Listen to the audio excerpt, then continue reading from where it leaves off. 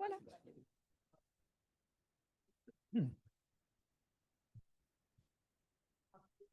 Mesdames et messieurs, chers membres, bienvenue à cette première conférence qui lance la saison d'automne, si j'ose dire, avec un superbe sujet. Merci d'être venus nombreux aujourd'hui. Mais avant d'attaquer cette conférence proprement, je vais juste faire une petite annonce. Vous savez qu'à la fin de chaque mois, il y a une question du mois. Et la question du mois passé, c'était sur la marche. Est-ce que vous marchez? Quand même 200 personnes qui ont répondu. Il y a de fortes chances que ce sont les marcheurs qui ont répondu. Mais pas que, puisque là-dedans, on demandait si vous marchez, etc. Et puis, ou bien si vous avez l'intention de marcher, mais vous ne marchez pas encore complètement.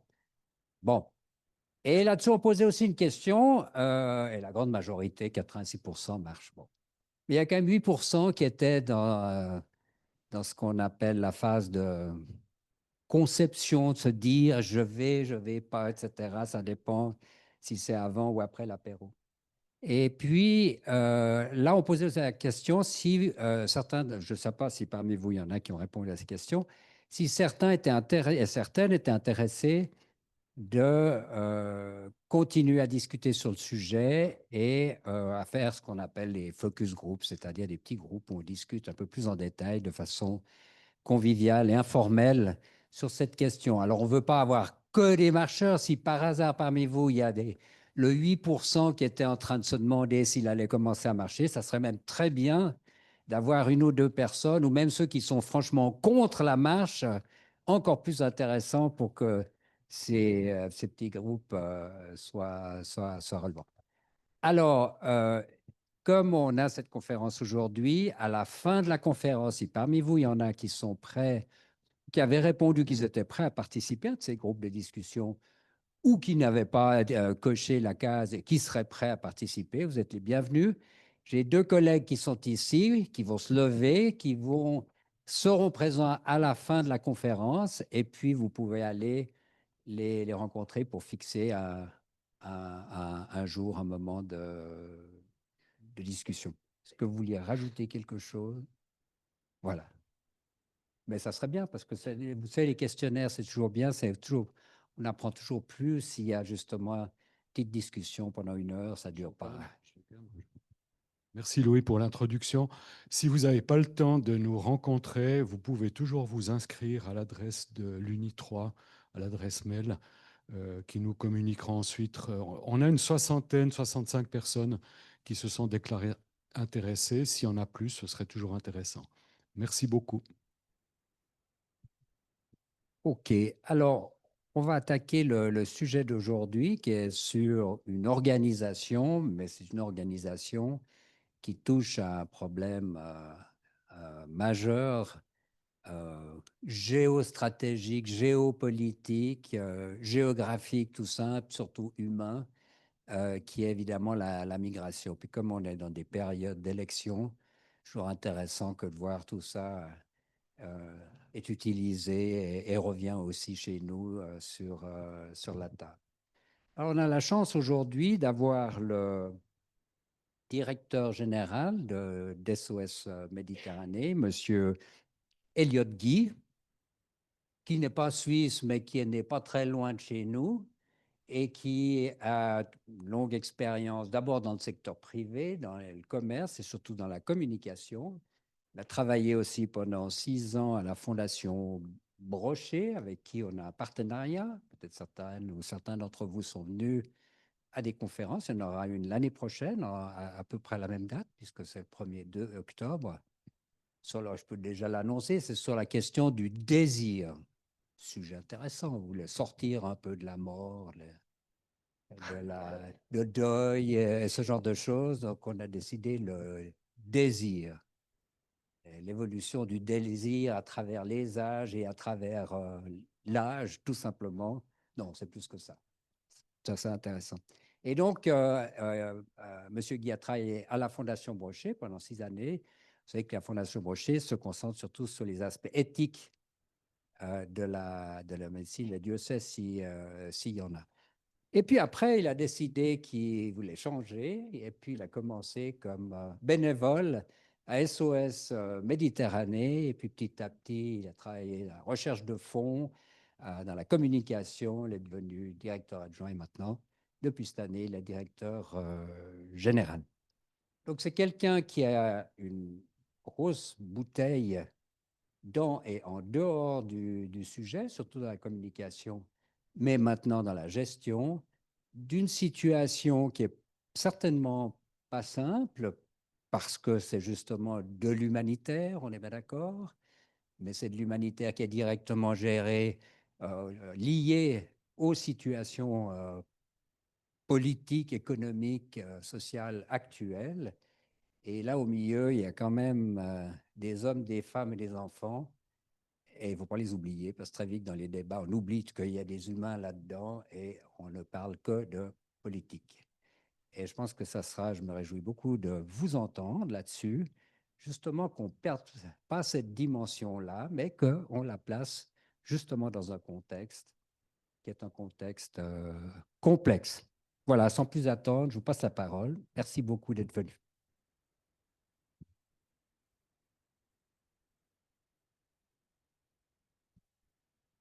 Merci beaucoup pour cette introduction.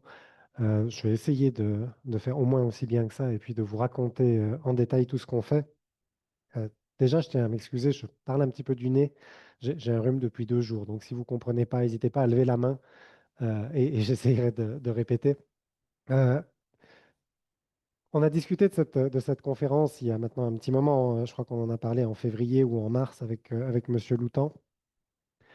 Et quand on a prévu ça, j'avais oublié à quel point, finalement, 5 ou 6 mois à l'échelle de SOS Méditerranée, ça fait beaucoup. On s'est rencontrés, tout allait très bien, on opérait beaucoup de sauvetage. Et puis, voilà, l'année est passée. Vous l'avez sûrement ou peut-être vu dans la presse, notre bateau est pour l'instant à quai à Syracuse. On s'est fait tirer dessus par les gardes-côtes libyens il y a à peu près un mois. Donc, c'est notamment les tensions politiques qui étaient présentes dans l'introduction.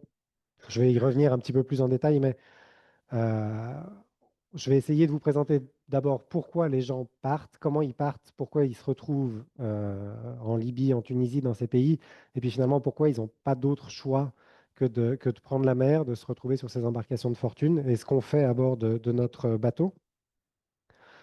Il y aura parfois des témoignages de personnes qu'on a rencontrées à bord du bateau dans cette présentation, parce que c'est un- c'est aussi une grande partie de notre travail, c'est finalement de pouvoir redonner la parole à ces gens-là. Ça fait des mois, ça fait des années qu'ils sont bloqués dans des prisons, qui sont bloqués dans un parcours migratoire qui est vraiment pas simple.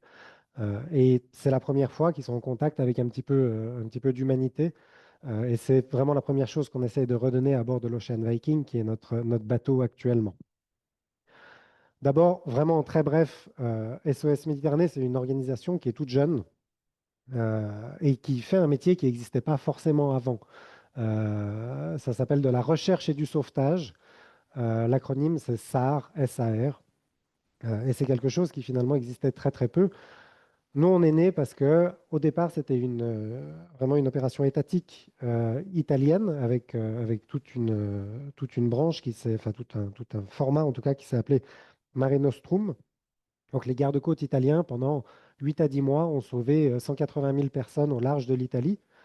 Et puis, voyant qu'il n'y avait pas du tout de solidarité européenne, ont juste stoppé l'opération, c'est-à-dire plus du tout de sauvetage, alors que pourtant la masse de personnes à secourir était toujours là. 2 personnes, en l'occurrence Sophie Beau, qui était une humanitaire française, et puis Klaus Vogel, qui était un capitaine de marine marchande allemande, se sont rencontrés. Et puis ils se sont dit, en fait, on peut juste pas laisser les choses se passer comme ça. Et c'est comme ça qu'est né SOS Méditerranée en 2015.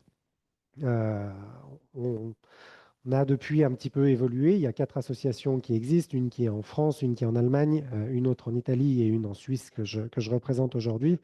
On défend toutes, en termes d'association, les mêmes objectifs, à savoir d'avoir un maximum de ressources, que ce soit humaines, financières, euh, pour nos bateaux de sauvetage. On co-gère un centre opérationnel qui est basé à Marseille et on a d'abord travaillé avec l'Aquarius, que vous avez sûrement aussi beaucoup vu dans la presse.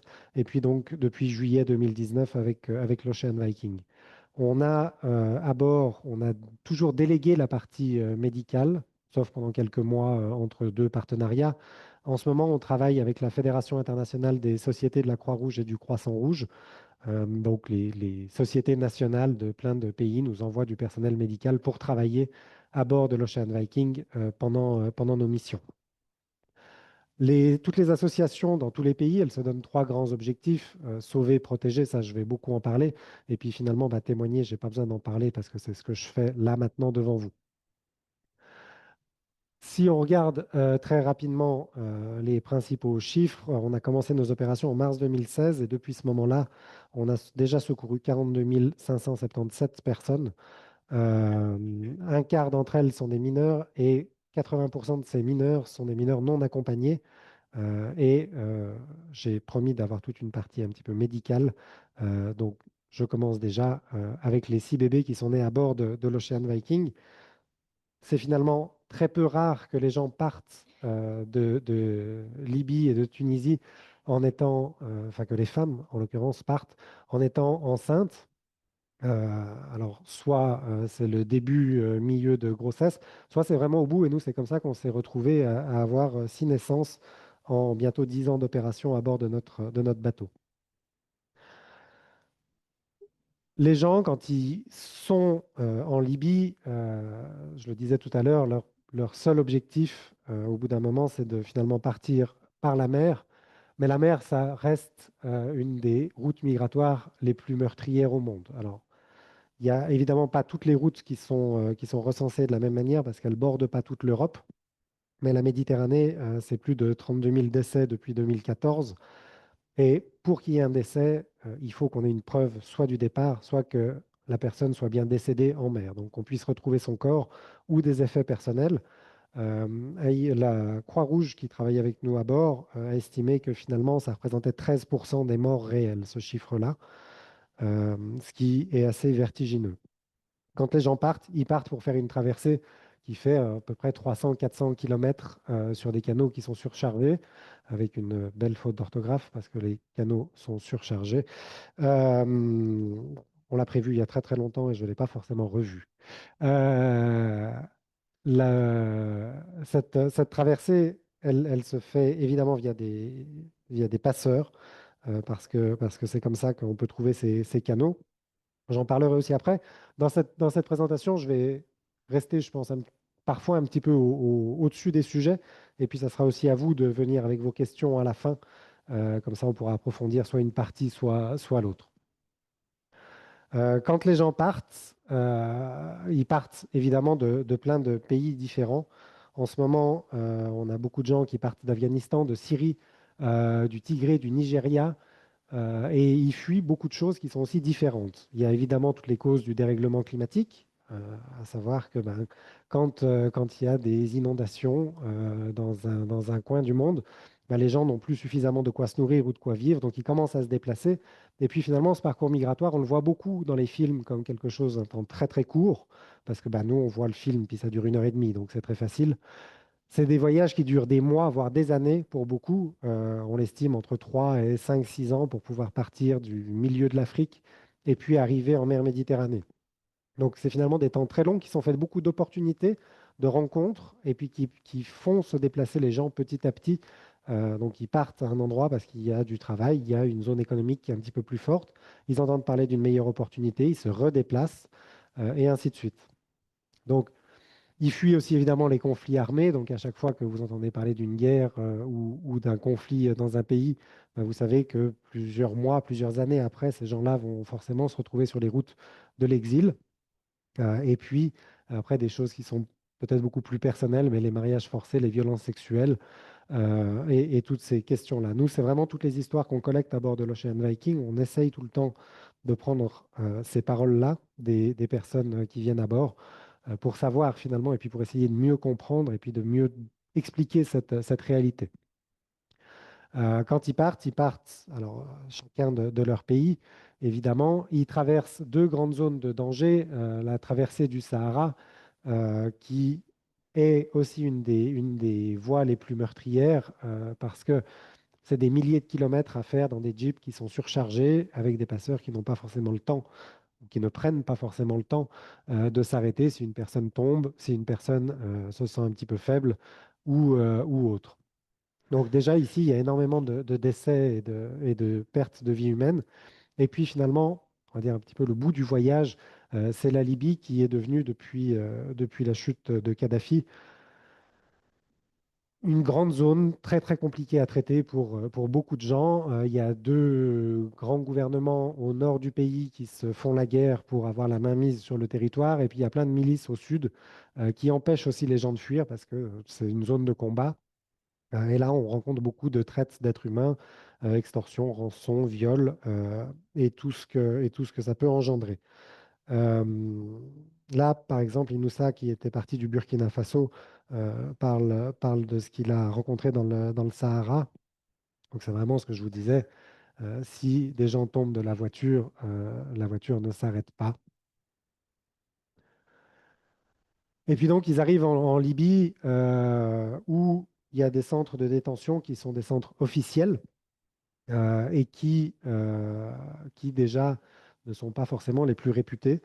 Avec beaucoup de torture, très peu de nutrition et puis aucun système de santé qui n'est effectif.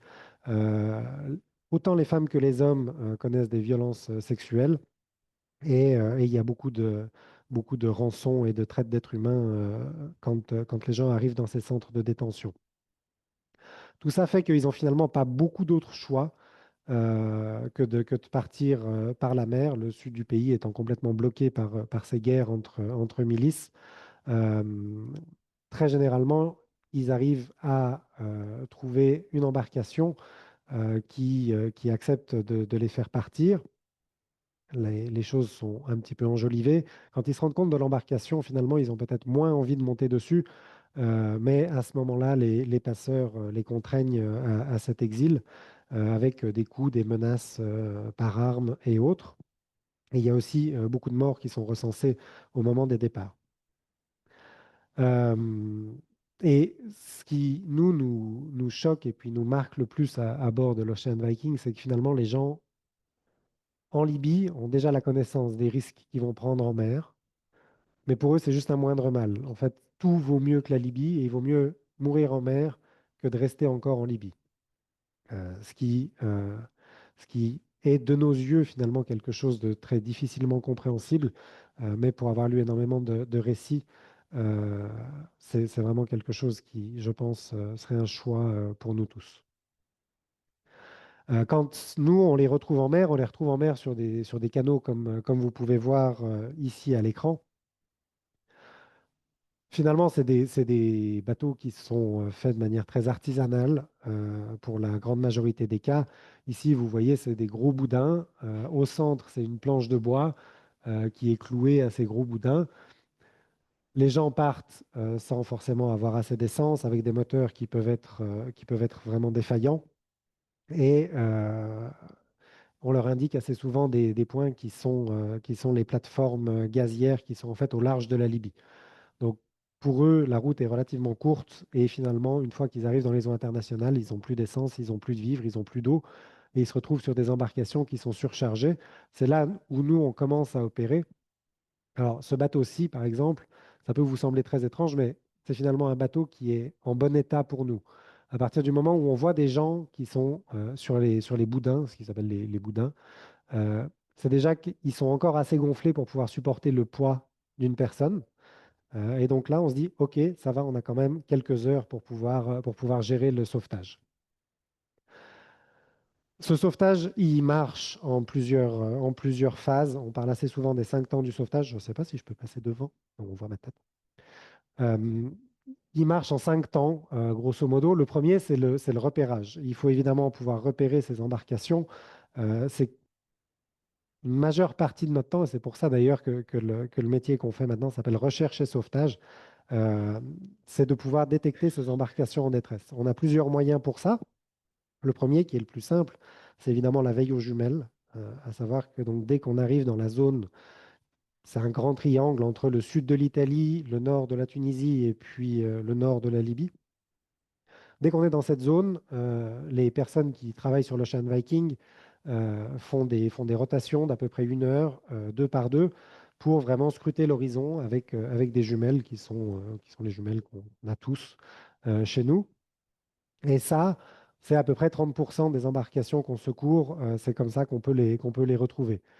Il y a deux autres grands moyens. Le premier, c'est que depuis maintenant quelques années, il y a une sorte de hotline qui s'appelle Alarm Phone, qui est gérée par des bénévoles. Et c'est un numéro qui circule beaucoup en Libye et en Tunisie, que les gens peuvent se passer un petit peu de la main à la main. Et en fait, si vous êtes en perdition en mer, vous pouvez téléphoner. Et avec le signal de votre téléphone, on peut trianguler les appels, ce qui permet d'avoir vraiment les coordonnées exactes d'où l'appel a été passé. Et donc, cette ONG euh, coordonne après les sauvetages avec les centres de secours maritimes et prévient tous les bateaux qui sont dans la zone. Et donc, notre troisième moyen de découvrir des embarcations, c'est justement via les centres de coordination maritime qui existent. Il y en a un alors il y en a un qui gère, on va dire, les eaux italiennes, un autre qui gère les eaux maltaises et un autre qui gère les eaux libyennes. Et donc, ces trois centres-là, leur rôle principal, c'est vraiment de pouvoir recueillir toutes ces alertes et puis d'après pouvoir les répercuter dans la zone et de pouvoir finalement gérer tout le trafic maritime qui peut arriver en Méditerranée ou en Méditerranée centrale. Donc, ça, c'est vraiment nos trois moyens pour pouvoir repérer une embarcation. À partir du moment où elle est repérée, on a deux systèmes. Soit on est encore très très loin parce que c'est une alerte qu'on a reçue d'un centre de coordination. Donc, dans ce cas-là, l'Ocean Viking se déplace directement. Alors, c'est un gros et vieux bateau, il ne va pas très très vite. On fait du 11 nœuds de moyenne. 11 nœuds, ça fait à peu près 22, 23 km/h. Donc, pour parcourir parfois des centaines, voire des milliers de kilomètres en mer, ça prend énormément de temps, ce qui nous oblige aussi tout le temps à faire de la triangulation pour pouvoir déterminer la route que l'embarcation est en train de prendre en dérivant. Mais quand on arrive à peu près proche de ces embarcations, on va dire à quelques centaines de mètres, sur l'Ocean Viking, on a trois bateaux rapides qui sont des Zodiac où on peut mettre entre 25 et 35 personnes à bord. Et là, on fait très rapidement descendre ces Zodiacs. Ils partent, ils font un premier tour de repérage pour voir comment est l'embarcation. C'est pour ça que je vous disais, par exemple, celle qu'on voit est une embarcation qui est plutôt en bon état. Euh, ça fait vraiment partie de toute une évaluation. Et à partir de ce moment-là, on sécurise les personnes. Donc, généralement, quand on les trouve en mer, dans 80-85% des cas, ils n'ont pas de gilet de sauvetage. Ils sont sur des boudins comme on l'a vu. Donc, on a ici plusieurs mécanismes. Soit on peut distribuer des gilets de sauvetage à tout le monde, soit à bord de nos bateaux rapides, on a d'autres mécanismes comme des grandes bananes gonflables, ce que les gens peuvent par exemple utiliser ici sur le lac pour s'amuser. Et là, du coup, les personnes peuvent directement s'accrocher à ces bananes et au moins rester à la surface de l'eau ou des canaux, des petits zodiacs gonflables. Ça nous permet vraiment de décharger les bateaux si on sent que le risque est trop grand avant de pouvoir les prendre à bord de nos embarcations à nous. On commence à partir de ce moment-là à faire un grand balai, une fois que tout le monde a eu son gilet de sauvetage, avec nos trois bateaux. Il y en a un qui reste tout le temps en surveillance, qui prend un petit peu de recul sur l'opération, et puis il y en a deux qui font vraiment un système de navette. Donc ils prennent 20-25 personnes des embarcations, qui les amènent jusqu'à notre bateau, l'Ocean Viking, et qui les font monter sur une grande échelle et qui les mettent après en sécurité. Euh, Dès que ces personnes-là montent l'échelle, tout de suite sur les dernières marches, on a, nous, notre équipe médicale. Alors, on la partage avec les Croix-Rouges. Euh, et là, il y a vraiment un triage qui est effectué en fonction de l'état de santé des personnes. J'ai quelques vidéos. Après, on vous a aussi promis une visite de la clinique où vous verrez un petit peu le système. Mais voilà, là, par exemple, vous voyez que donc, tout le monde a son gilet de sauvetage. Donc, nos équipes commencent à prendre les personnes sur nos bateaux rapides. On commence toujours par les personnes les plus fragiles, évidemment. Donc, tout d'abord, les nouveau-nés, puis les enfants, puis les femmes ou les personnes malades ou avec handicap, et ensuite les hommes. Une fois que tous ces gens sont à bord, donc il y a eu ce premier triage médical, on est un des rares bateaux en Méditerranée. Alors, on est un des rares bateaux en Méditerranée tout court. mais encore plus à avoir, on va dire, un petit hôpital flottant ou en tout cas un hôpital de campagne. On a fait installer un module médical qui fait 60 mètres carrés, où on a 2 salles de consultation et où on peut mettre entre 3 et 6 lits, ce qui nous permet de pouvoir traiter différentes pathologies. On a évidemment toute la réserve de médicaments qui peut être nécessaire. On a une zone qui est un petit peu plus grande pour garder les gens en observation. Et notamment pour pallier aux 6 naissances qu'on a eues, on a un échographe, on a tout ce qu'il faut pour pouvoir assurer ces soins. Il faut que j'arrête de me déplacer. Euh, En situation de crise, on l'a peu rencontré, mais on s'entraîne énormément sur les situations de crise. On peut encore déployer 7 autres postes d'urgence pour essayer d'avoir en tout cas un maximum de personnes couvertes par les soins médicaux. L'année passée, j'ai pris les chiffres de l'année passée, on a donné à bord de l'Ocean Viking 1357 consultations sur à peu près 1900 personnes secourues.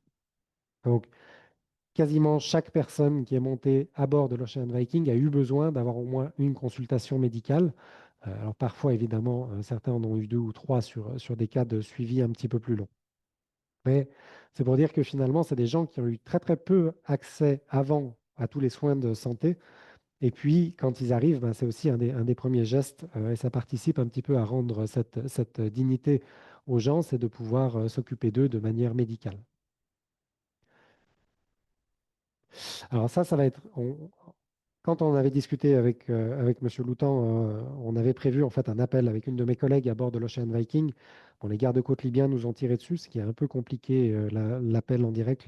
L'Ocean Viking est dans un chantier naval à Syracuse pour l'instant, donc on n'a pas d'équipe à bord. On a fait un petit film relativement rapide pour vous montrer la clinique à bord du bateau.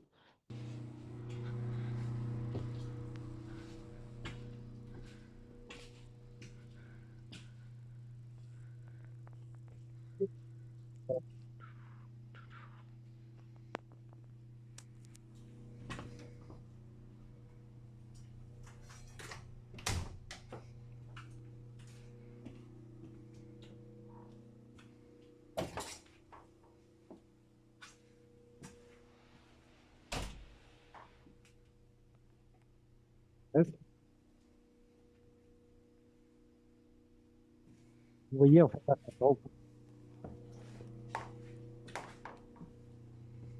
là, c'est la zone là,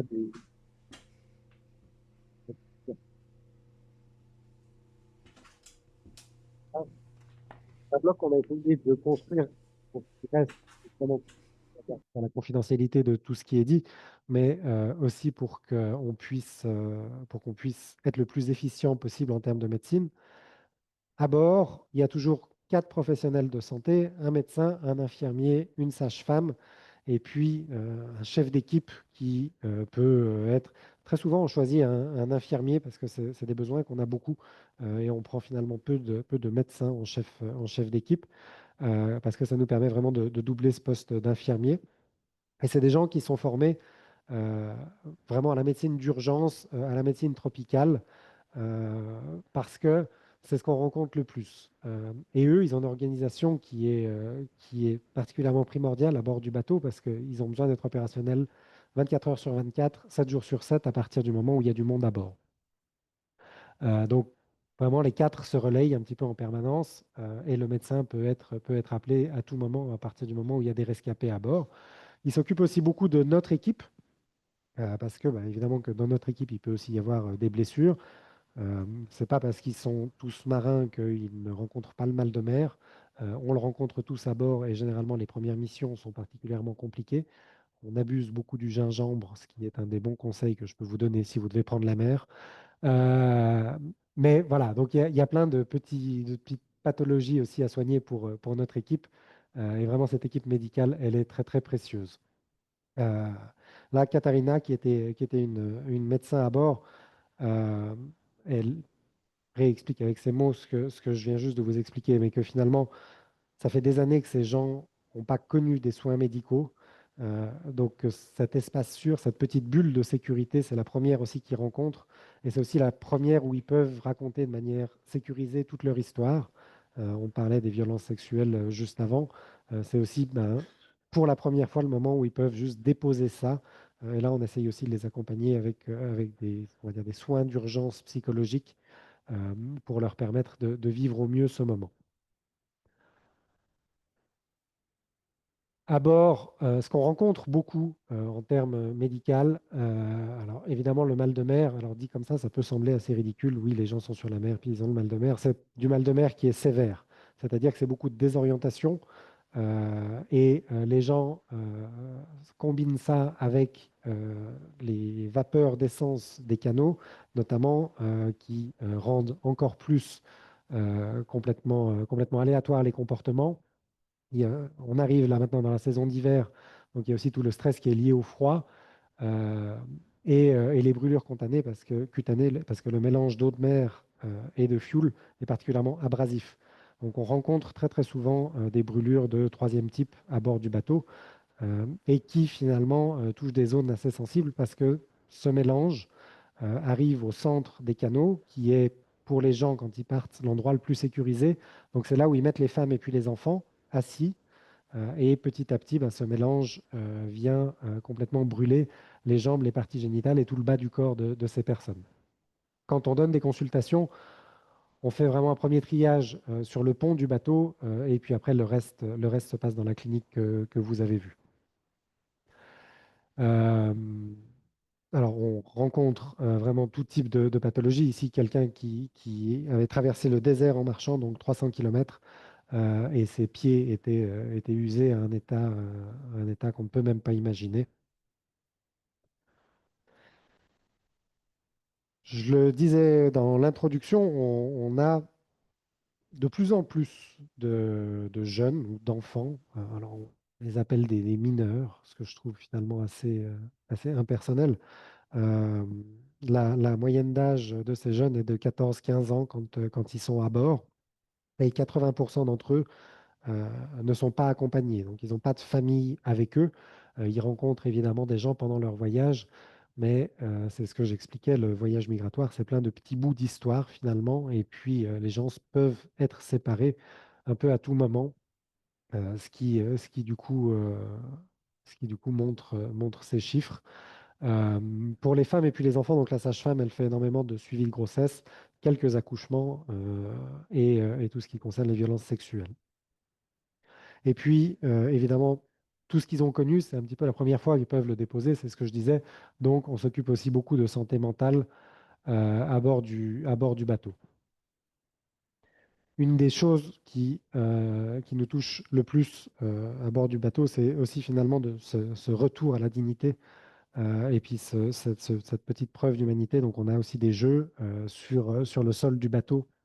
On a peint, ou en tout cas, quand on n'a pas de personnes à bord, nos équipes peignent des jeux d'échecs et des choses comme ça, vraiment directement sur le pont. Et puis, ce qui permet un petit peu aussi de pouvoir dialoguer dans une forme un petit peu différente. On a rencontré plusieurs sauvetages qui étaient très, très compliqués dans notre histoire. Euh, Et petit à petit, on a mis en place un plan de mesure, alors qui est ici en anglais le MCP, mais qui est en gros vraiment un moyen d'activer toutes les personnes qui sont à bord du bateau pour venir porter secours à beaucoup de personnes qui peuvent être en détresse. Euh, Ça peut arriver notamment dû aux vapeurs d'essence, dû aux brûlures, ou parce que plusieurs personnes sont tombées à l'eau pendant un sauvetage, qu'on a dû vraiment les remonter dans une situation d'urgence. Et dans ce cas-là, on a vraiment besoin de tout le monde sur le pont. Il me semble que c'est une vidéo. Unconscious persons and everybody is very weak. Copy.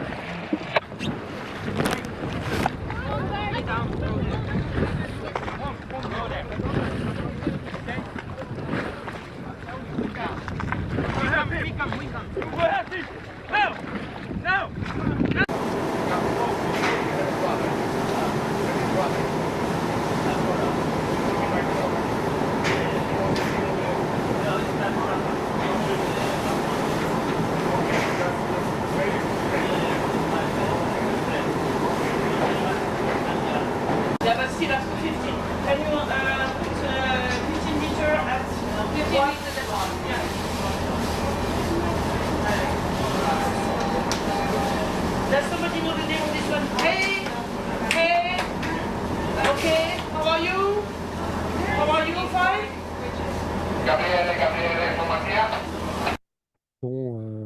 dont 7 enfants, je crois, qui étaient du coup les premiers concernés par ça.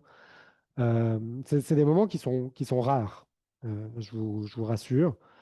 Euh, mais finalement, notre mission, c'est tellement tout le temps se préparer à l'inattendu, tout le temps réussir à être prêt à quelque chose qu'on n'a pas pu anticiper, qu'on a vraiment développé toutes ces procédures pour que tout le monde sache exactement quoi faire.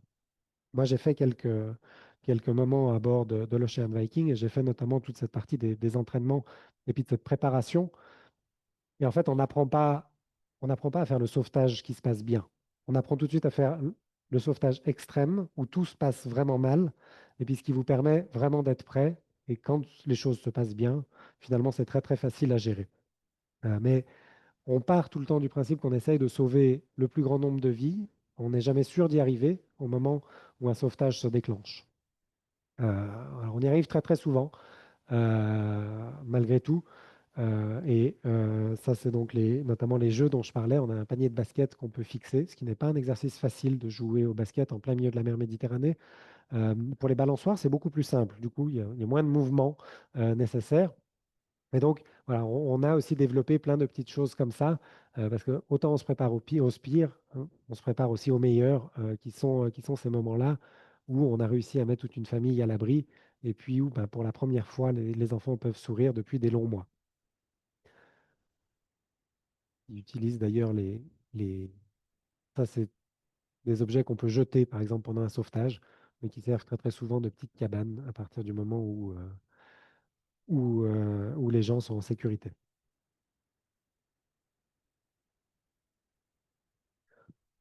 À bord, on essaye aussi, on va dire tant bien que mal, de fournir de la nourriture.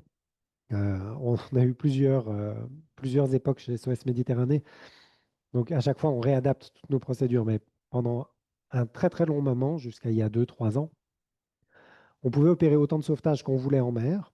On pouvait faire 10, 12 sauvetages, se retrouver avec 600, 800 personnes à bord de l'Ocean Viking, ce qui fait qu'on ne pouvait pas nourrir les gens très facilement. Donc, on faisait vraiment de la nourriture lyophilisée. Chacun avait un petit sachet, comme quand on part à la montagne, mais en plus calorique.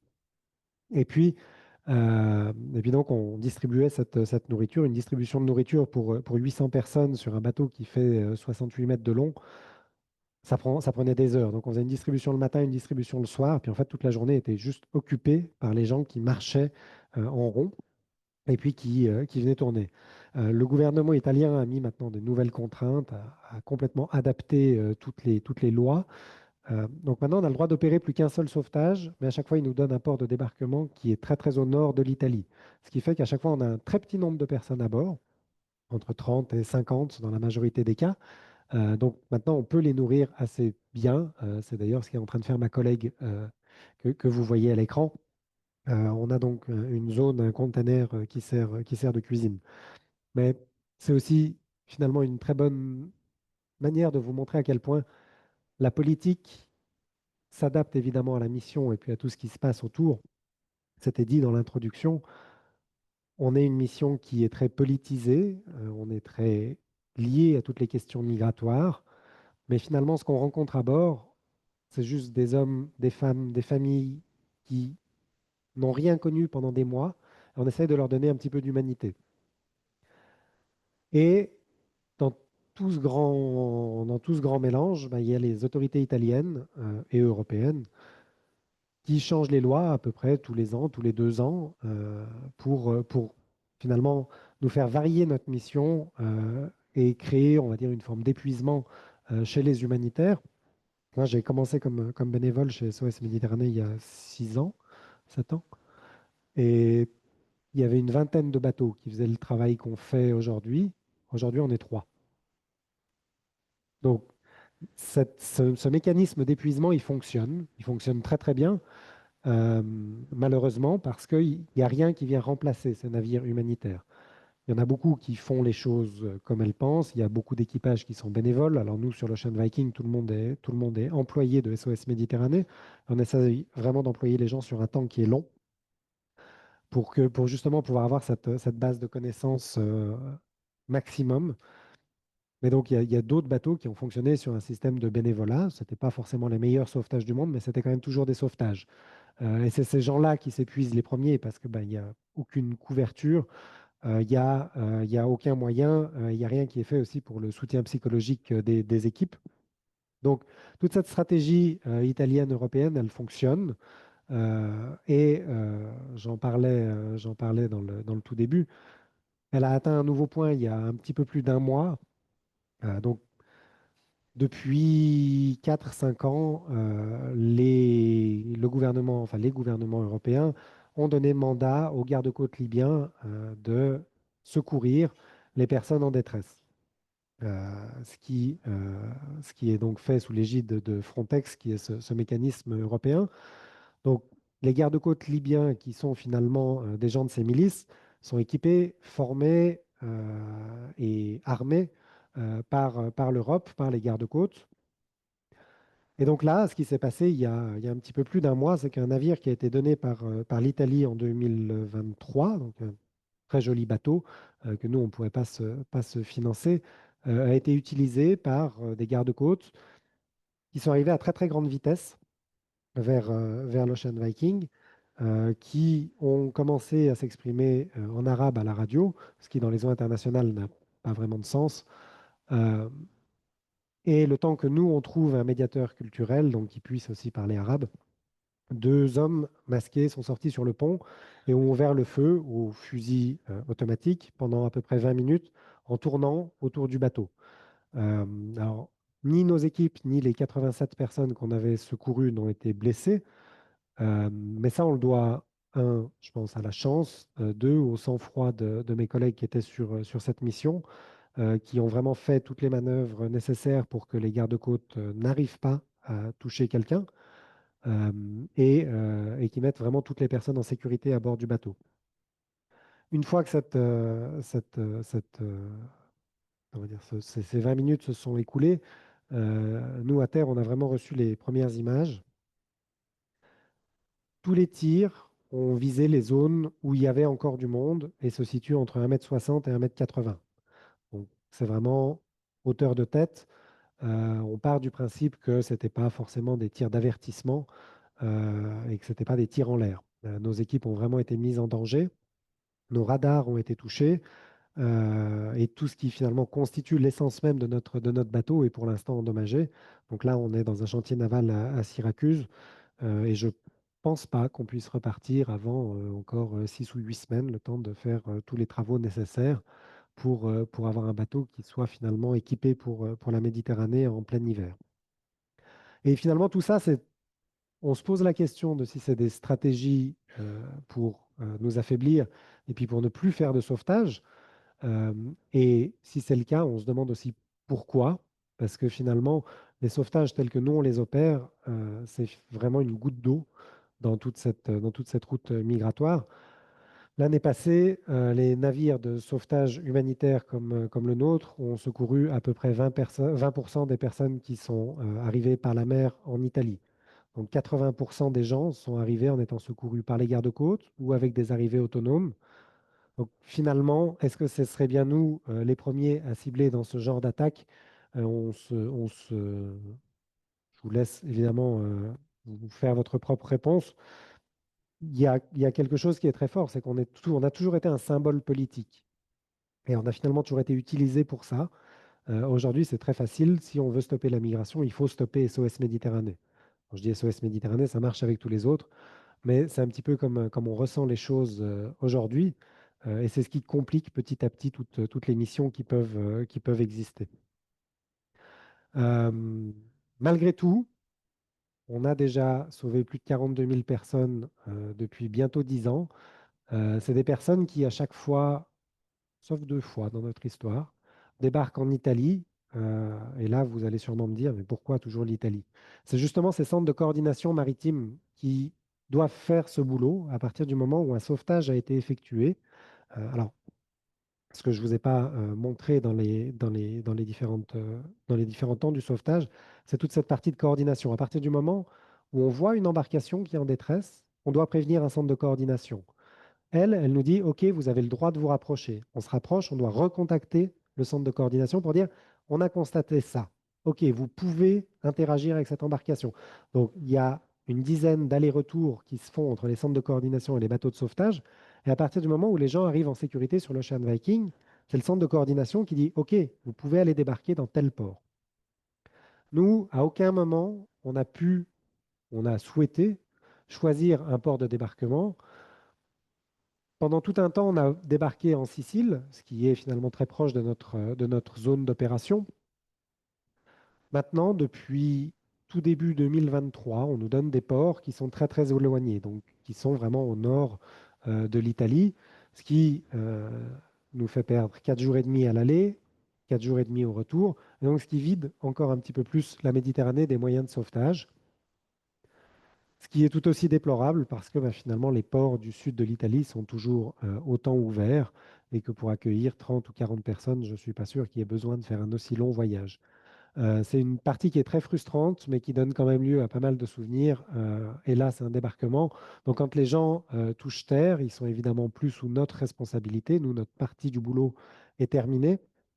Et là, c'est la Croix-Rouge italienne notamment qui prend le relais avec des centres d'accueil qui sont en Italie et puis après des premières demandes d'asile ou autres dans différents pays. Mais donc, nous, vraiment, notre travail, si on doit le résumer, c'est un petit peu une forme d'ambulance des mers. Il y a une zone de danger, on y va, on secourt les gens et puis on les dépose dans un lieu sûr. Puis tout ce qui se passe avant ou après, ça peut expliquer, puis ça peut compliquer beaucoup, mais on aimerait beaucoup que ça ne nous regarde juste pas, puis qu'on ne nous empêche pas en tout cas de travailler. C'est vraiment la chose qu'on demande le plus, c'est qu'il y ait au moins un lâcher-prise politique, parce que finalement, sauver et soigner en mer, c'est pas quelque chose qui est incroyable, c'est pas quelque chose qui est exceptionnel. Mais je crois que c'est juste exactement comme ce qu'un médecin ferait ici. Il ne va pas d'abord demander des papiers. En fait, on va d'abord soigner, on va d'abord protéger la vie, et puis après, on se posera d'autres questions. Et maintenant, temps pour vos questions à vous. Si vous en avez, je réponds à tout sans filtre, même si c'est enregistré.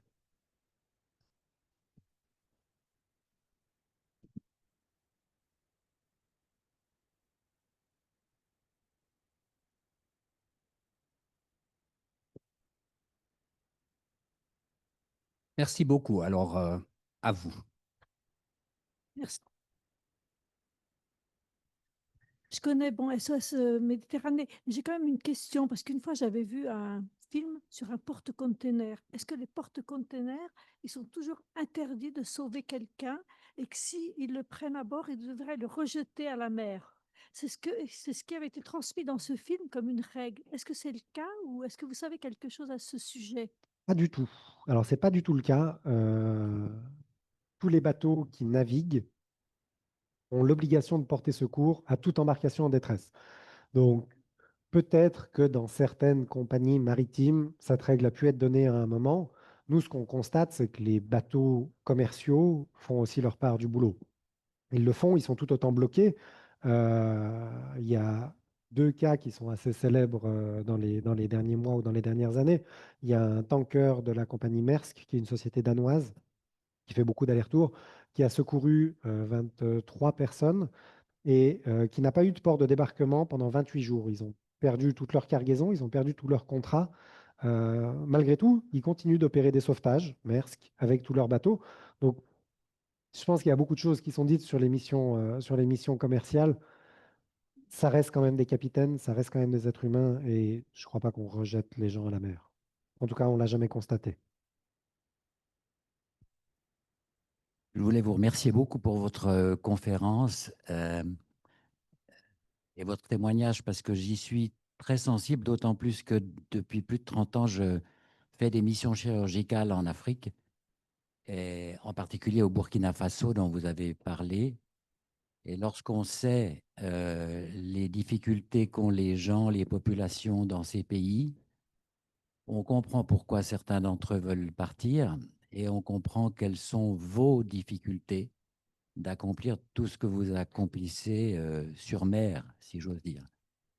Alors, je voulais vous remercier infiniment et puis vous demander si vous avez des collaborations avec le HCR, le Haut Commissariat aux réfugiés, si elles sont officielles, si vous êtes soutenu et quelles sont les ressources financière de SOS Méditerranée? Parce que j'imagine que, vous n'en avez pas parlé, mais le budget d'une organisation comme celle-là doit être assez conséquent. Ah, il y avait plusieurs questions dans la question. Le HCR, on a beaucoup de discussions et ils sont très présents à certains moments. On ne peut pas dire qu'on a un partenariat avec eux. Ça reste un des acteurs avec qui on discute, mais il n'y a pas quelque chose qui est formellement établi avec eux. Je crois que ça, c'était une première partie. Sur la partie des financements, en effet, le budget annuel de l'Ocean Viking, des équipes qui sont à bord et puis de tout le matériel dont on a besoin, c'est à peu près 8 millions de francs sur une année. On le finance à 90%, grosso modo, avec ce qu'on appelle les dons privés, que ce soit des dons individuels, que ce soit des fondations. On a très très peu de soutiens communaux, on a très très peu de soutien étatique. Donc on dépend que de la solidarité. C'est aussi, moi, ce qui m'a tout de suite séduit chez SOS Méditerranée, c'est que dès le départ, c'était juste un mouvement citoyen. Et donc finalement, bah, c'est juste une grande chaîne de solidarité qui fait du sauvetage en mer et enfin, on peut tous apporter avec nos moyens, que ce soit financier, que ce soit du temps, que ce soit des connaissances. Et c'est ce que je trouve assez incroyable. Du moment qu'on a envie de faire quelque chose, nous, société civile, ben, en fait, on y arrive. Euh, donc, pour l'instant, on n'est pas soutenu par des États parce que c'est compliqué de soutenir SOS Méditerranée. Déjà, ben, c'est évidemment soutenir la migration pour beaucoup de politiciens, donc ça peut être assez décrié, mais aussi parce que on fait ce qu'on appelle de l'humanitaire de crise ou de l'humanitaire d'urgence, mais c'est une crise qui est sur un temps très long, parce que maintenant, ça va faire 10 ans. Donc, c'est plus une crise. Puis, on n'opère pas dans un pays, on opère dans les eaux internationales. Donc, finalement, on ne peut pas se rallier à un programme qui est dans un pays spécifique. Donc, en fait, on tombe un peu tout le temps entre tous les trous et on n'arrive jamais à avoir ces financements-là. Donc, on ne dépend quasi que du financement privé.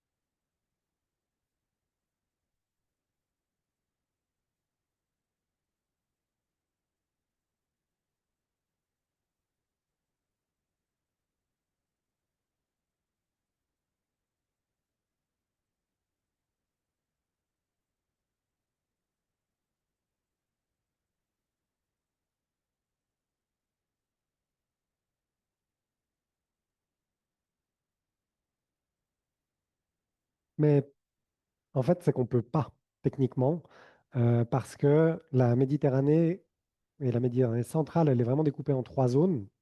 On va dire la zone qui est sous la responsabilité libyenne, la zone qui est la responsabilité maltaise et la zone de responsabilité italienne. Et en fait, à partir du moment où on opère un sauvetage, quelle que soit notre place dans la Méditerranée, on doit se référer au centre de coordination qui est le plus proche. Donc, très généralement, on commence par le centre qui est à Tripoli.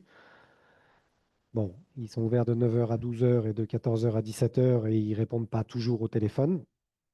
Après, on s'adresse au centre qui est à Malte, qui ne répond plus depuis 2019 et qui n'accepte plus les bateaux humanitaires dans ses eaux. Donc après, ben, on termine notre escalade toujours au plus proche avec l'Italie. Et là, l'Italie répond toujours. Alors, vous parliez de Giorgia Meloni. Elle a pris ses fonctions. On était en mer. Et sa première mesure a été de nous interdire l'accès au port italien. On a passé à peu près 3 semaines en mer. Et finalement, là aussi, on n'a pas eu le choix de nous adresser, par exemple, à la Grèce ou à un autre. Le port le plus proche, en termes de coordination, c'était le centre de Toulon. Donc là, on a dû demander à la France un port de débarquement, ce qui a pris à peu près 2 semaines, mais je crois qu'il y avait des week-ends dedans. Donc, on n'a pas le choix, en fait. Et c'est vraiment juste un système d'escalade pour aller toujours au plus proche de la zone de responsabilité. Donc, une fois aussi, quand mais ce n'était pas Meloni, c'était Salvini en 2018. Il est aussi arrivé au gouvernement, il a fait exactement la même chose que Meloni. On ferme tout. Et on a dû aller à Valence en Espagne. Parce que du coup, la France n'avait pas répondu. Et finalement, on a dû se tourner vers l'Espagne, donc même pas la Grèce, parce que ce n'était pas du tout la même zone de la Méditerranée.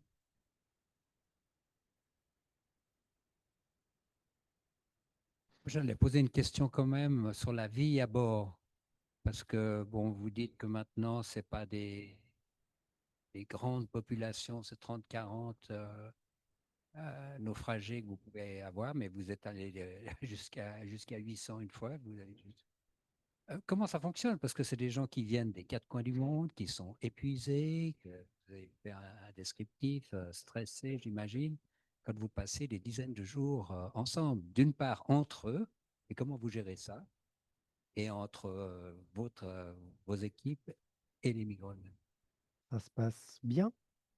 On a petit à petit trouvé des systèmes de fonctionnement qui font que ça se passe bien. Quand on avait vraiment beaucoup de gens à bord, sur le pont de l'Ocean Viking, on a vraiment un système avec beaucoup de containers différents. Ça peut sembler un peu moche dit comme ça. C'est des containers qui sont quand même un petit peu équipés, donc il y a des tapis au sol pour pouvoir dormir et ce genre de choses. Donc on pouvait à peu près répartir les personnes en fonction des grandes communautés. Après, c'est sûr que quand on a eu 800 ou 900 personnes à bord, c'est toujours plus compliqué.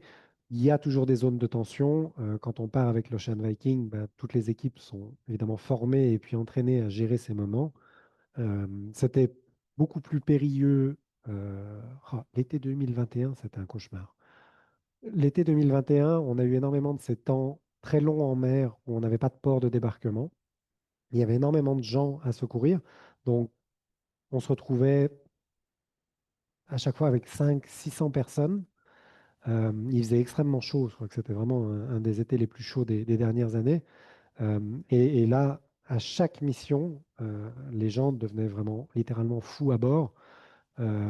Où en plus on devait vraiment juste longer les côtes italiennes, mais en gardant évidemment la limite des eaux territoriales qui est de 12 000 nautiques. Donc ça fait à peu près 20 kilomètres. Mais ce qui fait que les gens peuvent voir la terre depuis le bateau. Donc ce qui renforçait encore plus ce sentiment et ce besoin absolu de débarquement. Et donc les gens, on l'a eu, je pense, une douzaine de fois dans l'été, sautaient de l'Ocean Viking pour essayer de rejoindre l'Italie qui était à 20 kilomètres à la nage. On a eu des gens qui ont fait des tentatives de suicide dans les containers. Enfin, c'était vraiment l'été 2021, ça reste un des moments les plus fous. Et finalement, bah, basé sur tout ça, petit à petit, bah, on débloque des petits blocs et puis on arrive à construire un peu, on va dire, la stratégie la moins pire pour pouvoir faire cohabiter autant de gens sur des temps qui peuvent être très longs. On est tout prêt. Et puis là, bah, le gouvernement italien rechange tout. Puis on peut avoir 50 personnes pendant 5-6 jours. Puis du coup, on doit tout réadapter.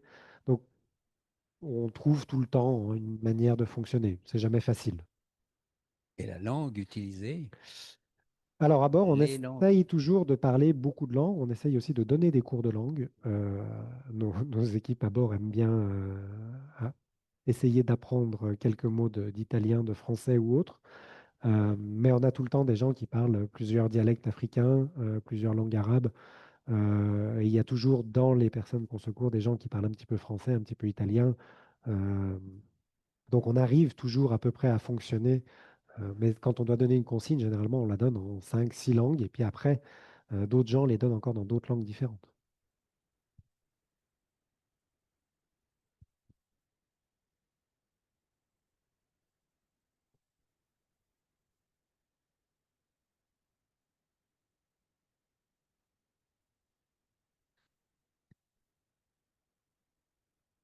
C'est bien de ne pas la partager. Pardon, c'était une opinion personnelle. J'en pense pas grand-chose. Il y a plusieurs universités qui se sont posées cette question. La plus récente, c'est l'université de Bologne en Italie, où ils ont vraiment fait des recherches et ils ont essayé de monitorer le nombre de bateaux humanitaires, le nombre de bateaux de sauvetage et de le relier on va dire au niveau de départ dans les pays. Et ça, ils l'ont fait notamment au moment du Covid, où tous les bateaux humanitaires ont été bloqués. Surprise, il y avait toujours autant de départs. Le seul indicateur qui fait qu'il y a plus ou moins de départs, c'est la météo au large des côtes libyennes. C'est ce qui ressort de cette étude-là.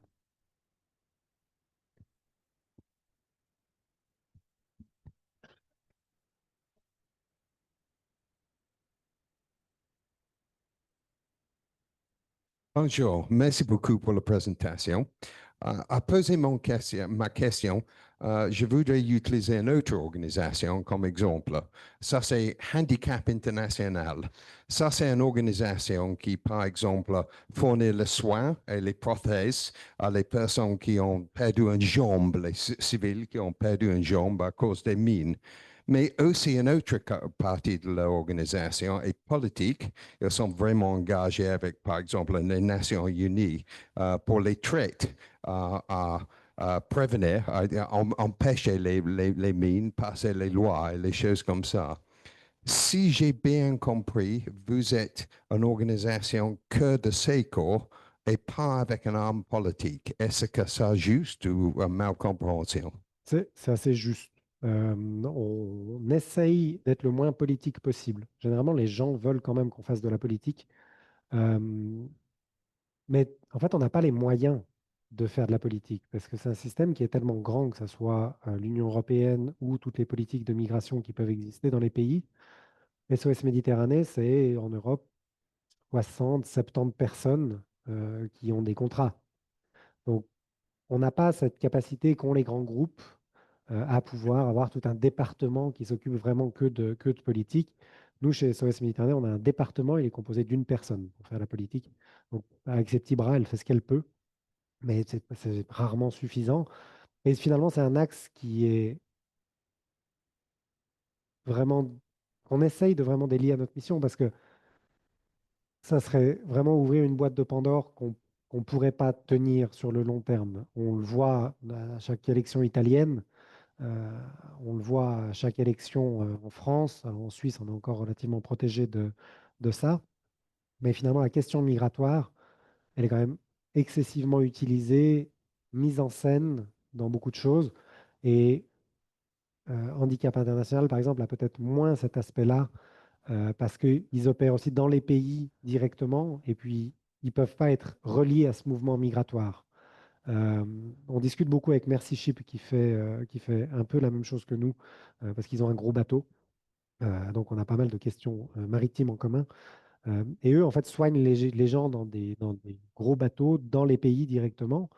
Euh, et du coup, ils ne se confrontent jamais à ces questions politiques. Donc, c'est vraiment cette question d'avoir les gens qui sont dans un mouvement de déplacement qui vient complètement politiser ce qu'on fait, alors qu'on ne demanderait pas ça à une ambulance ici en Suisse. Voilà, c'est ça, c'est différent. Ship, c'est différent. Les gens, par exemple, C'est ils ça, habitent au Sénégal, ils viennent sur le bateau de Mercy Ship et ils retournent dans leur pays. C'est ça, c'est très c'est différent. ça, complètement. Parce que C'est là où ils ne sont je pas suis en suisse. déplacement migratoire. Tout à fait, il n'y a pas de déplacement Oui, migratoire. C'est très différent. J'avais une question. Est-ce qu'il y a aussi des lingères? Parce que je me dis, ces gens qui arrivent, ils n'ont plus rien à se mettre sur le dos, ils sont peut-être oui, trempés. Et ça, on n'en parle jamais. Est-ce qu'il y a des lingères et des services comme ça? c'est vrai, on n'en parle jamais. C'est un bon point, j'ai oublié de vous dire ça. À bord, dès qu'ils arrivent, juste avant le triage, en fait, on leur remet un petit sac. Dans ce sac, il y a une tenue complète, c'est un survêtement, un pantalon de jogging, des nouvelles chaussettes, des crocs, enfin, pas des crocs d'ailleurs, mais des crocs bas de gamme, et des sous-vêtements de rechange qu'on a dans plusieurs tailles, avec une ration de survie, une bouteille d'eau qu'ils peuvent après remplir sur le bateau, une brosse à dents, un savon, et, euh, et voilà, c'est déjà pas mal. Donc ça, c'est un petit peu la première étape. Et puis, quand on a le temps, on a un système pour que eux puissent aussi laver leur linge au bout d'un jour ou deux. On peut sortir ces outils et puis que les gens puissent après repartir avec leur linge à eux qui est propre. Ça arrive finalement pas beaucoup parce que le linge qui a été utilisé, notamment en mer, ben, c'est ce mélange de fuel et puis d'eau de mer. C'est exactement les mêmes vêtements qu'au moment du départ ou qu'en Libye. Donc, ce pas des vêtements qui sont forcément encore utilisables. Donc, oui, hein, on leur fournit, nous, des vêtements.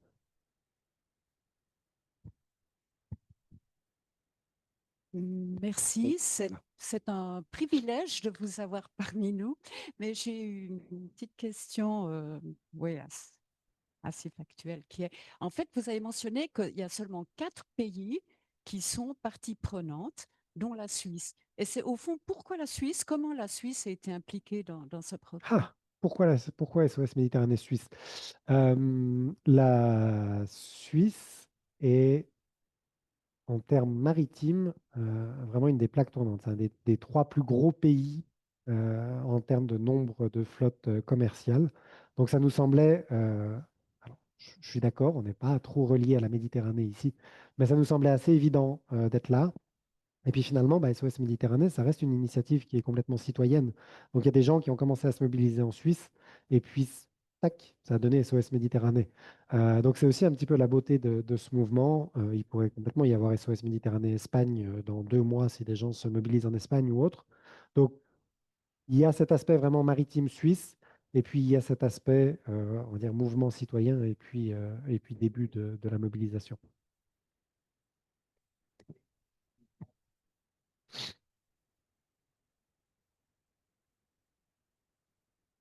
Je ne répondrai pas, même sous la torture. Non, il ne nous aide pas.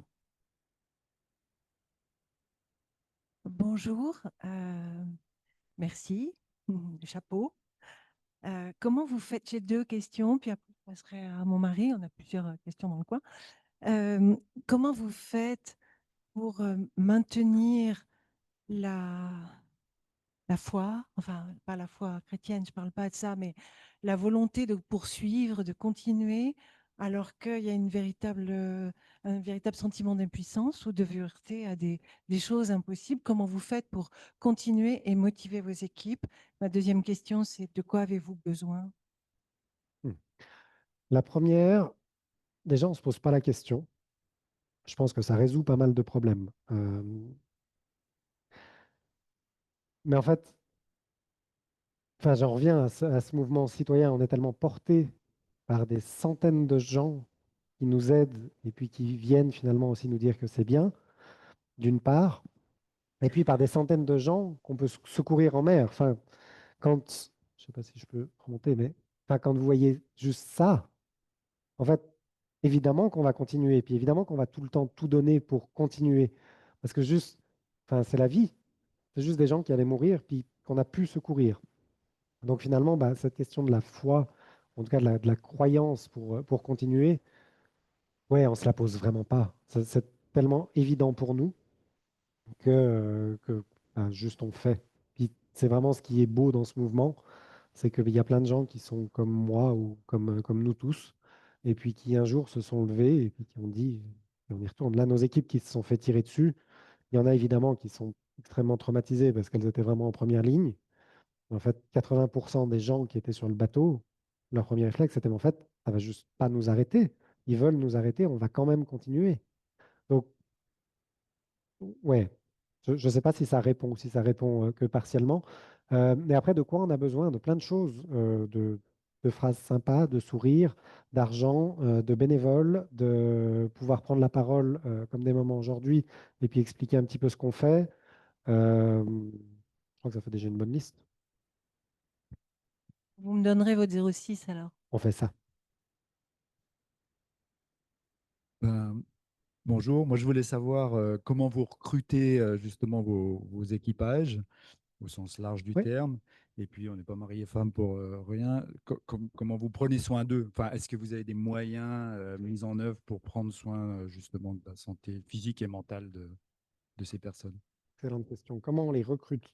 Avec des processus qui sont assez poussés. Déjà, je disais, on n'a pas de bénévoles à bord, ce qui nous différencie beaucoup des autres.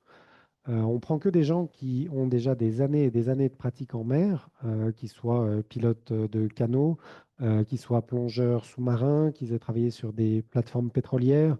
C'est un petit peu ce genre de profil-là qu'on recherche. Ça fonctionne beaucoup au bouche à oreille parce que finalement, ben, je prends l'exemple d'une de mes collègues à bord, Thérèse, qui conduit nos bateaux rapides. Elle partage son année en 2 temps. La première, elle travaille pendant 6 mois pour SOS Méditerranée. Et puis après, elle part en Afrique sur des plateformes pétrolières pour faire exactement la même chose. Mais pour elle, c'est aussi un peu un moyen de balancer sa vie et puis d'avoir un peu le bien et puis le mal. Euh, donc, et finalement, sur ces plateformes pétrolières, bah, il y a plein de gens qui ont un peu les mêmes sentiments, puis bah, ça fait un peu tache d'huile, ce qui est un excellent jeu de mots pour une plateforme pétrolière. Donc, petit à petit, bah, nos équipes se renforcent aussi comme ça avec le bouche à oreille. On prend soin d'eux beaucoup à bord parce qu'on essaye de leur fournir tout ce qu'on peut. Alors, l'Ocean Viking, c'est une vieille dame pour un bateau parce qu'elle a mon âge et 38 ans. Donc ça commence à être un tout vieux bateau. Ils ont des cabines qui sont partagées. En fait, il n'y a aucune intimité à bord de ce bateau, ce qui est au début vraiment la plus grande difficulté. Moi, la première fois, c'était genre, non, en fait, je ne veux pas partir pendant 3 semaines pour n'être qu'avec des gens. Et en fait, c'est vraiment, à partir du moment où on pose le pied sur le bateau, c'est juste une famille. Puis il y a vraiment quelque chose de tellement fort entre tous ces membres de l'équipe que ben, on veut juste pas être séparés. Et puis, on a quand même réussi à aménager plusieurs petits espaces pour qu'il soit le mieux possible. Il y a un petit salon, on a une salle de sport, et on a un tapis de course dans le sous-sol du bateau, mais ça fait beaucoup mieux de dire que c'est une salle de sport. Donc on essaye de leur fournir un maximum, on va dire, de bien-être matériel. Et puis sur la partie soutien psychologique, on a des lignes d'urgence tout le temps. On a une psychologue qui est sous contrat SOS Méditerranée et puis qui s'occupe des gens sur un temps long.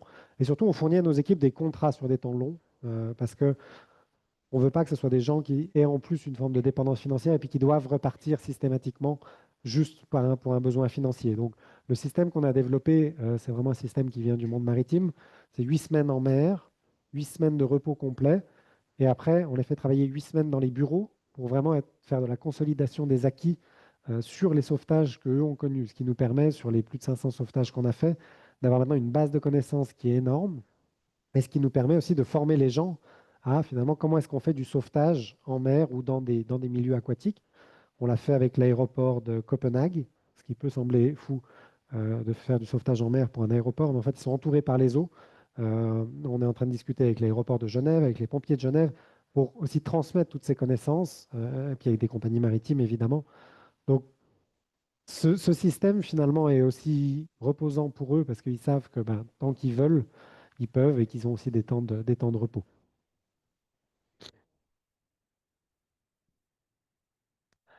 Elles sont partagées. C'est ça. Les, oui. Et elles, alors, tous les 3 mois, on se met autour de la table avec la Fédération de la Croix-Rouge et des Croissants-Rouges. Et puis, eux nous font un peu une liste de toutes les personnes des différentes sociétés nationales qui peuvent venir à bord. Et la partie qui est compliquée, c'est que c'est des gens qui viennent, puis qui après ne reviennent pas. Donc, c'est tout le temps le personnel médical, ils viennent qu'une seule fois. Donc, c'est finalement énormément de formation, parce que bah, opérer sur un bateau, c'est quand même relativement différent. Donc, là, on a finalement peu de suivi de ces gens-là, mais ça, c'est 3, 4 personnes par rotation. Et après, c'est le système des Croix-Rouges qui doit prendre soin d'eux, et qui le fait aussi très bien. Je crois qu'ils ont plus de budget que nous pour ça.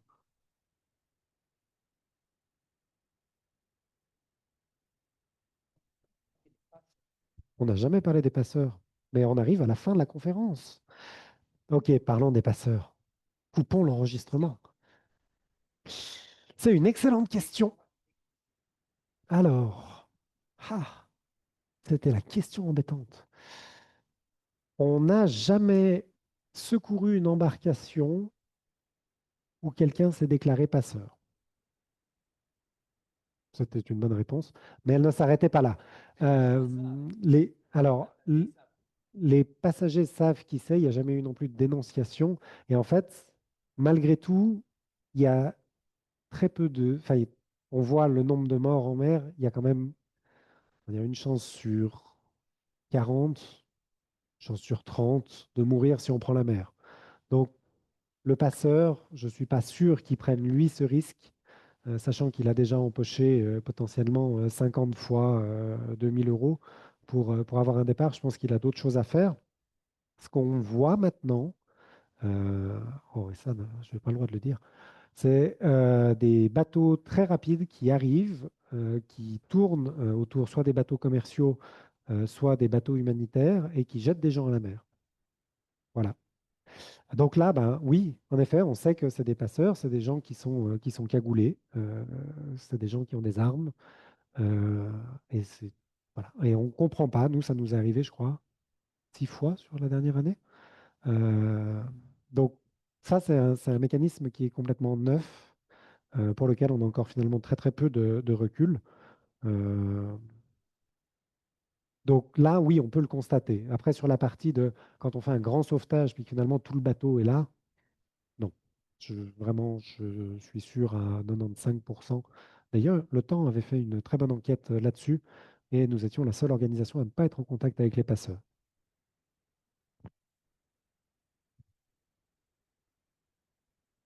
Je ne sais pas si ça répond assez à la question des passeurs.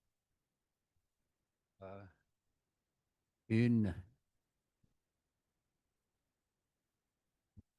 Est-ce que vous avez fait des études pour savoir ce que deviennent vos rescapés?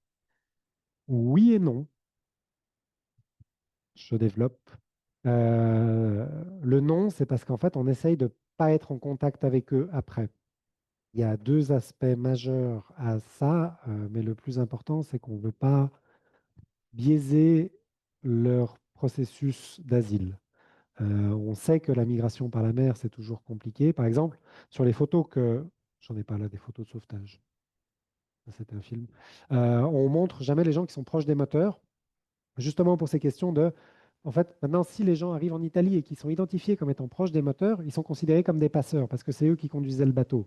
Or, très régulièrement, ces gens nous disent, mais j'ai aucune expérience dans la navigation, on m'a juste mis à ce poste parce que je suis le plus jeune, puis finalement, je devais potentiellement être le plus à même de piloter ce bateau.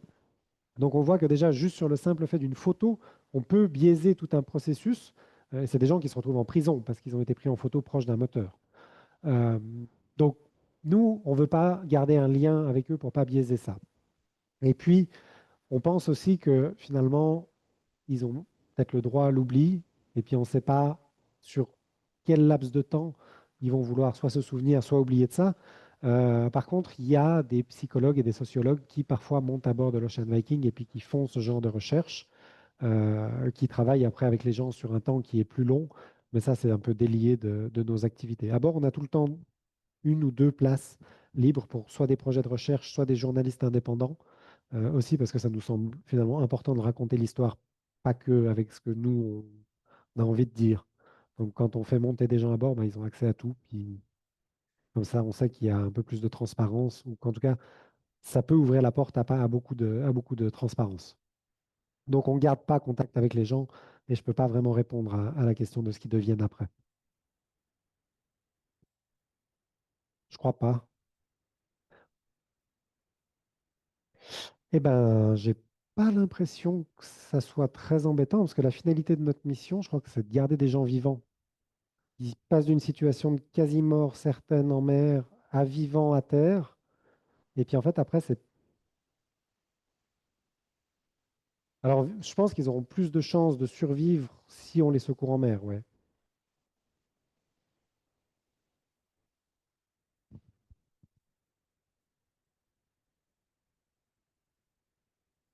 Je pense plus long que s'ils ne sont pas secourus en mer, ouais. Toujours. Ça reste vraiment le point clé. Moi, je me concentre sur ce qu'on fait en mer. C'est après, la manière dont on accueille ces gens dans les pays, j'ai un avis qui est tout personnel sur la question. Et je pense que c'est vraiment dégradant d'accueillir des gens de cette manière-ci, mais qui ne concerne pas SOS Méditerranée. On a une ambulance en mer, on secourt des gens. Ensuite, c'est la Croix-Rouge qui prend le relais, qui les met dans des camps, qui leur permet de pouvoir déposer des demandes d'asile. La demande d'asile est acceptée, rejetée. Ils sont vivants. Je crois que c'est déjà une bonne étape. C'est comme nous, vous allez chez le docteur, est-ce que le docteur vient 6 mois plus tard savoir si vous êtes toujours vivant? Je suis un peu méchant en disant comme ça. Mais il n'y a pas beaucoup de docteurs qui vont aller faire ça. Non, c'est juste... Non, mais c'est une très, très bonne question, on est absolument d'accord. Mais je pense que quand on fait une action, on est dans un... Mais chez nous aussi, c'est la même chose.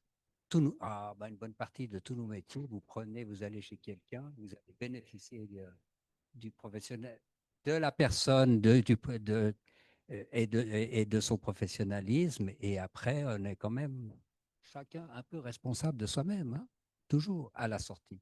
Enfin, ça, c'est un autre débat philosophico. Je vous là-dessus. propose d'accueillir une... On va devoir clore, malheureusement. Juste avant, je vous rappelle les marcheurs et les non-marcheurs qui ont envie de venir rencontrer nos amis ici à un moment ou à un autre ces prochaines semaines. Venez vous inscrire. Un tout grand merci pour cette excellente conférence.